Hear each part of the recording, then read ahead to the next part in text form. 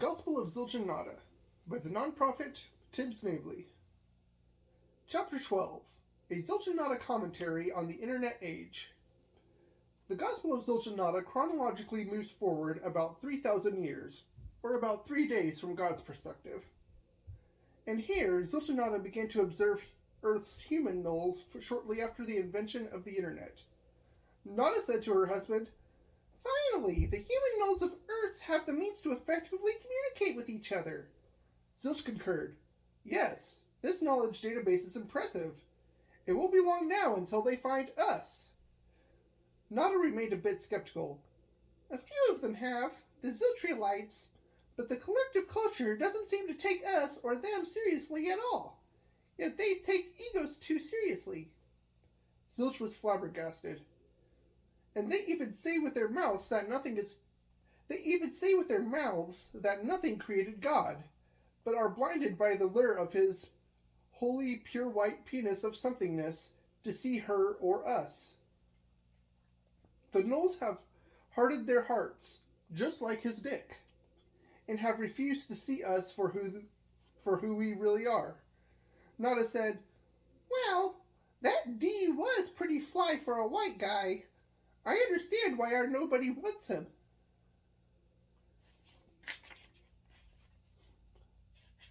Zilch looked metaphysically jealous for a moment, but Nada helped put his heart to rest.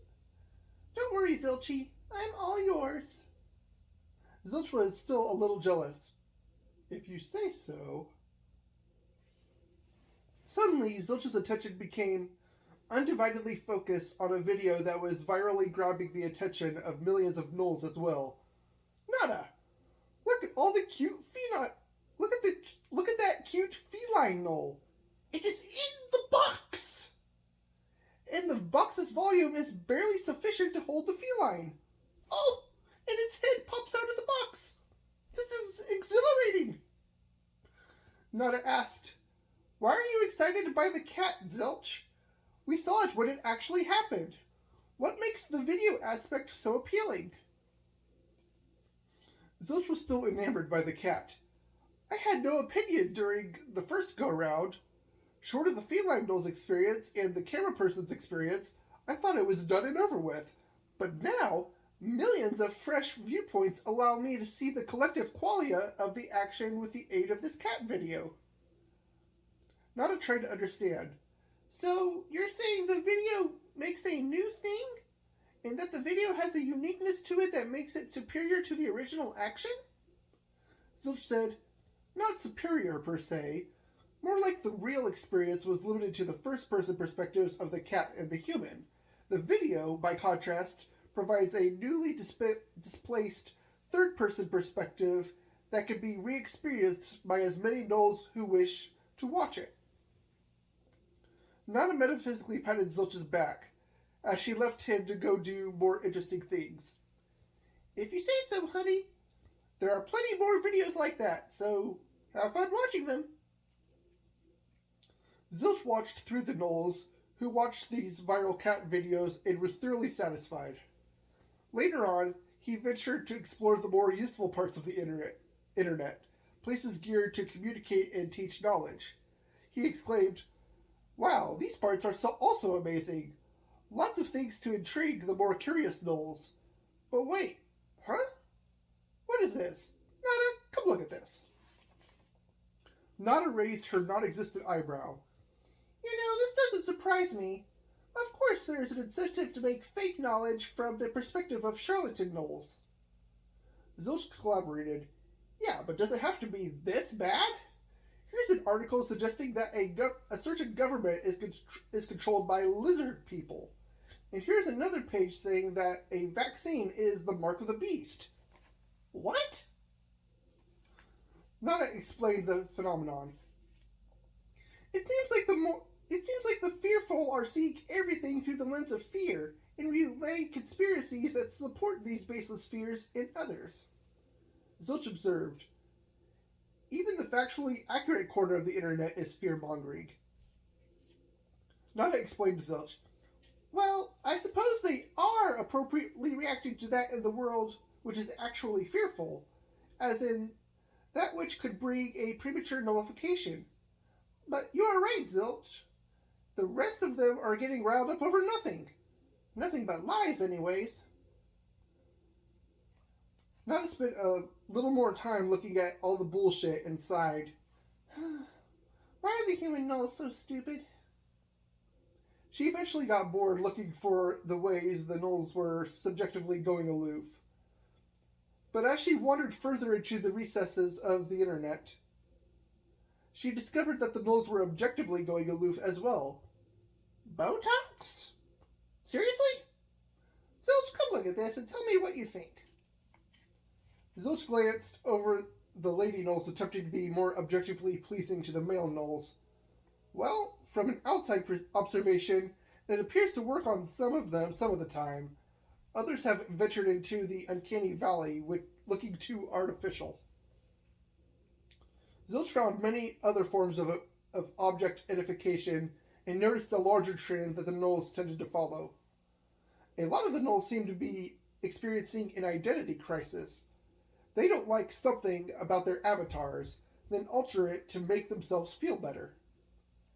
Nada asked her hubby, "And what's wrong with that, Zilch?" Zilch clarified his position. "Nothing really. It's probably just a symptom of their innate striving to be something greater than what they already are. I just wonder if they'll ever figure out that their identity is nobody's special gnoll. I deduce that it is a deception of their subject for them to think that they are somebody special." Thus spoke Nada. "Some of them are truly not like other gnolls in some way or another. Maybe we are just observing the gnolls longing for uniqueness and to be seen. Don't you wish to be seen and acknowledged, Zilch?" "I suppose," Nada continued, "that don't concern yourself if the gnolls want to try to either stand out in the crowd or feel normal while in the crowd. Isn't that what equilibrium is all about? To feel and be one's own normal? And if the gnolls want to change their objective avatars in an attempt to bring their subject peace, I say let them." Zilch gave his soft, dissenting opinion. Peace is a subjective matter, though. There are better ways to reach equilibrium. But Nada stood firm. "Yes, but we know that there are many roads that lead to equilibrium. Inefficient paths are still paths." Zilch then returned to a state of giving zero fucks about what the gnolls did.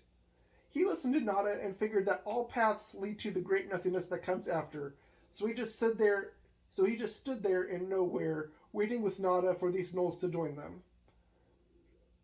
But one final thing caught his eyes. This gnoll over here did nothing, yet are getting socially outcasted based on, in other words, another gnoll's words alone. They are totally scapegoating them, canceling them from the culture at large, on the grounds of hearsay. It's basically a gnoll witch hunt all over again. Nada agreed. "You're right, Zilch. The speed of the internet goes faster than the due process due to its inhabitants. And it's not all hearsay. Some of the evidence is based in reality. See?" Thus spoke Zilch. "Yes, those are fine. I'm talking about these attention-seeking gnolls throwing an innocent gnoll under the metaphorical bus for the purpose of creating drama. Then those who follow the drama whore gnoll express this groupthink mentality led by the dramatic cult leader of personality. Those popular on these social media sites then become judge, prosecuting attorney, and executioner with the sickening power over the jury to sacrifice whomever they please." Nada, nada, nada, nada, nada, nada. Zilch encouraged Nada to smite these offensive gnolls. "Yeah, get 'em, honey. Show them why you're the power bottom of our gnoll-creating equation." Nada refrained herself from being the almighty smiter again. "No, Zilch, not again. These gnolls will bring an early nullification to themselves and to their planet. I say let them. Doing nothing for them is the greatest punishment I can think of at this point. If they want a dystopia, let's watch that thing unfold. They can go their own damn way straight to hell in a handbasket if they want." Zilch agreed with Nada to do no thing concerning these gnolls. Good call. Chapter 13. No One, Nyx, and the Unruly Gnoll. There was once a gnoll that made their own rules. They went their own way, doing whatever was best in their own eyes. Then one night they chose to annihilate a window gnoll in the dead of night that was attached to a jewelry store to take some valuable items that did not belong to them. The thief was well fed and chose to do this act of greed and vengeance against the store owner. And no one saw them do it. So by the authority of nobody, no one yelled in disapproval, "Halt, thief gnoll!" The gnoll continued their conquest, avoiding confrontation with the non-existent witnesses. Yes, there were a total of 2 non-existent witnesses. No one asked their partner, Nyx, "Do you think we'll need to call for some backup? We are but mere minor nothingness gods, practically on par with Egos' angels. I'm not sure we'll be capable of doing anything by ourselves." Nyx replied, "Don't worry, Zilch taught me this cool trick. Just say your name, and I'll handle the rest." No one said, "This better not be like last week's stakeout where you promised to bring donuts, and all you brought were the holes of the donuts." Nyx rebutted, "Hey now, Zero's donut holes were delicious, so don't be dunking on them like that." "Oh shit, that gnoll is getting away. Say your name." No one. Nyx! No one transformed into a buff, but also slightly pudgy, dark-skinned male police officer, equipped with the non-standard uniform. Nyx transformed into a petite and fit female police officer who was just a few shades lighter than No One. No One started sounding suave. "Cool. Zilch, damn, I look good. You're looking pretty smoking yourself, Nyx. But why are we so short?" As it turned out, they both were barely half a meter tall. They were proportionately accurate, 20-inch tall police officers. Nyx said, "Oh yeah, Zilch mentioned we might be tired since we were mere minor gods. Quick, get into the Nyxmobile. We're in pursuit." To the non-existent onlookers, there was no Nyxmobile, because the Nyxmobile remained in its Nyxed state. But no one knew what he was doing. He and Nyx hiked up their legs and floated a couple inches off of the ground. They cried out, "Wee-woo, wee-woo!" since the Nyxmobile sirens didn't make any distinguishable sounds. As they flew to catch up with the perpetrator, no one yelled at the assailant once more, "Halt, thief gnoll!" This time, the gnoll heard the authoritative redirection, was greatly surprised at what he heard and saw, and said, "I must be hallucinating. Tiny police officers fighting in an invisible police car that I would have no way of entering due to its small size." Nyx said, We are angels of the non-pantheon. We've been granted authority by nobody to discourage disequilibrium wherever we see it. And you, Homo sapien null 1163236233838, have been doing naughty things in this universe. The thief null did not recognize anybody's authority. Indeed, not even the great nobody in the sky's authority. "Well, since I am a somebody, wouldn't that mean I have authority over nobody, and therefore authority over you two as well?" No one replied, "Only when you go your own way in mindful equilibrium with the collective nulls do we recognize the authority of a null. You have violated non-code number 1000101, which states, 'Do unto others as they would like you to do unto them.' We received a prayer from that minimally conscious window null you murdered shortly before their premature nullification, so we are required by the non-code to investigate." The unruly null scoffed. "So wait, you don't care that I stole the jewelry? Just that I broke the window? Nick said, well, we haven't heard the jewelry store owner's distressing thoughts and prayers yet, so you still have yet to cause disequilibrium to anyone with living consciousness awareness yet. You can still change your current way, repent, return the jewelry, and offer to replace the window. The Gnoll self-righteously asserted his justification. That guy has it coming. He deserves to feel the pain that is coming to him. I bought an exuberantly beautiful ring 4 years ago for my now ex-wife, and if it wasn't so expensive, cutting into our finances, maybe we would still be together. I'm still paying for that now worthless rock. No one tried to stop the unruly Gnoll. Now, is that how the courts would view it?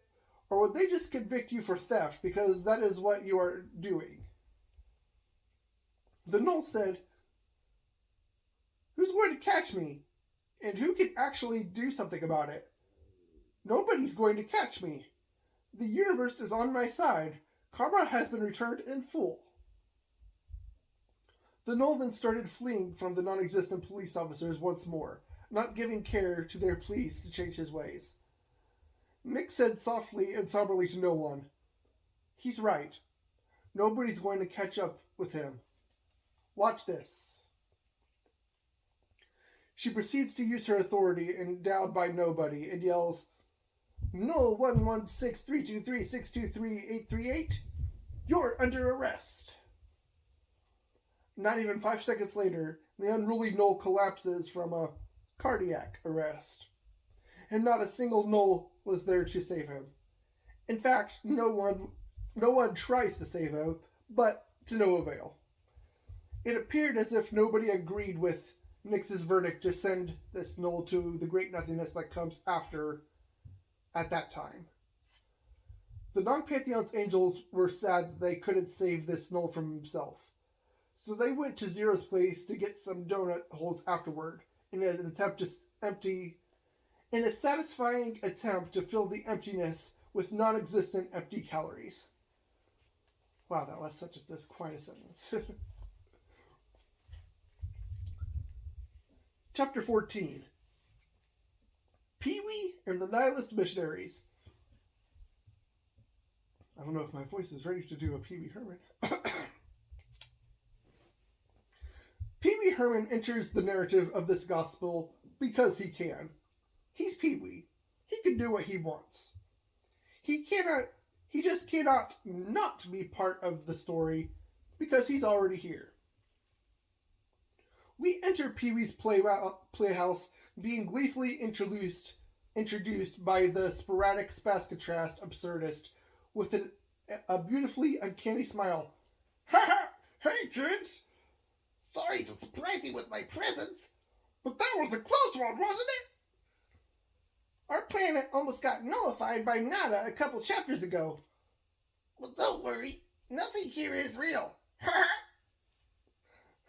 A very burnt priest Gnoll, tinged with the scent of sulfur, peeks in through the playhouse window, fainting, saying, Nothing is real. Praise be. A still pissed off Nada screams, Nada, Nada! A flash of lightning and a roll of thunder immediately follow, causing Priest Gnoll to let off one final Wilhelm scream. Pee-wee looks to the reader. Whoa! Looks like somebody got sent to the great nothingness that comes after a little early. Now, today's episode will be all about nihilism. It is dark and depressing. The doorbell to the playhouse rings. Ding dong! Pee-wee investigates. Now who could that be? Two male individuals with black eyeliner and almost matching black hoodies are standing at the door, giving Pee-wee a deadpan look. The first nihilist states, Hi, would you like to talk about nothing? The second nihilist lifts up an empty plate. We brought 0 cookies. Pee-wee greets his guest. Nihilist! What a surprise! Come on in! As the nihilists walk past, Pee-wee takes his hand and pretends to pick 2 cookies off the plate. Thanks. I'll take 2. So, what brings you here, nihilists? The first nihilist states, nothing. We followed the Nully Spirit and kind of just showed up here. As soon as we heard you talking about nihilism, Pee-wee, we knew it was a sign. The second nihilist said, the sign said, do not enter. Recording in progress. Pee-wee was very amused. Well, I'm glad you ignored that sign and followed my director's sign instead. It would have been super weird if nobody was there at the door. Nihilist 1 jumps in to instruct his host. Pee-wee, nobody is always at the door. If you open the door, she will come in. Pee-wee looks confused. What are you talking about, nihilist? Nobody doesn't have a gender. See? Pee-wee opens the door again, and there are no characters to be seen at the door. The nihilists break from their deadpan demeanor and begin looking all hot and bothered. The first nihilist concurs, the second nihilist states with heavy breathing, Zilch, damn, it suddenly got really hot in here. The first nihilist concurs, I'm gonna need some tissues! Pee-wee closes the door, and the nihilists return to their unperturbed state. Pee-wee remarks, weird. Anywho, we don't have any tissues, and I'll turn on the air conditioning to help cool you 2 down. The nihilists chant in unison. Thank you, Pee-wee. Pee-wee smiles and replies, You're welcome, nihilists. So, tell me, you said earlier that the Nully Spirit led you here. Are you serious? Nihilist 1 states, Pee-wee, we take nothing very seriously. Nihilist 2 continues, the Lord Zilch and the Lordess Nada and the entire non-pantheon is whom we pledge our allegiance to. The nihilists chant in unison once more. We are non-believers. Nihilist 1 offers the words of the Gospel of Zilch and Nada to his host. Would you like to ensure your internal non-damnation into the great nothingness that comes after? Nihilist 2 clarifies what his fellow dimensionalist is asking. Would you be interested in beginning a totally non-committed relationship with Lord Zilch and Lordess Nada? Pee-wee appears uncertain. I'll think about it. But not on an empty stomach. Pee-wee walks to the fridge, grabs some thick and syrupy Zilch juice, and whispers as the reader quietly so that the nihilists don't hear him. Boy, nihilist missionaries, what next? Pee-wee then yells at the nihilist, stepping away from his breaking of the fourth wall. Hey, nihilists! You guys want some Zilch juice? Nihilist 2 speaks. Yes, please. Our leader, the non-prophet, approves of Zilch juice for the Ziltrielite diet. Nihilist 1 asked, Do you have some Nada juice instead? Pee-wee responded, Nope. That one is for the ladies. Right? Nihilist 1 politely corrected Pee-wee. Most of the time, yes, that is who it is marketed to. But we can go our own way and consume whatever we want. Pee-wee understood. Oh, cool. Then here you go. Pee-wee flips the label on the Zilch juice container to make it say Nada juice instead. Nihilist 1 was satisfied. Thank you very much, Pee-wee. You're so accommodating. Thus spoke Pee-wee. My pleasure. So, tell me more about this non-profit. Does he have a non-profit organization? Ha! The second nihilist spoke to answer as his friend sipped his juice. Yes. He has found the truth in everything.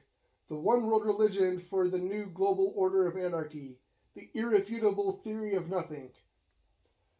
Nihilist One got more specific.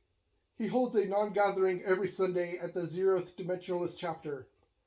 Nobody ever shows up. Nihilist 2 gets all hot and bothered again. Fuck yeah, she does, Noel. Pee-wee still appeared skeptical. Sounds iffy. I'm not sure if I believe you. Nihilist One gets excited. You passed the test, Pee-wee. All non-believers and non-believers alike are welcomed by the non-profit. Pee-wee seems kind of intrigued. Maybe. So, who exactly is this non-profit? The Nihilist missionaries say to Pee-wee and the reader, continue on your way, Pee-wee, and you will find out in the next chapter. Okay. That's enough for now.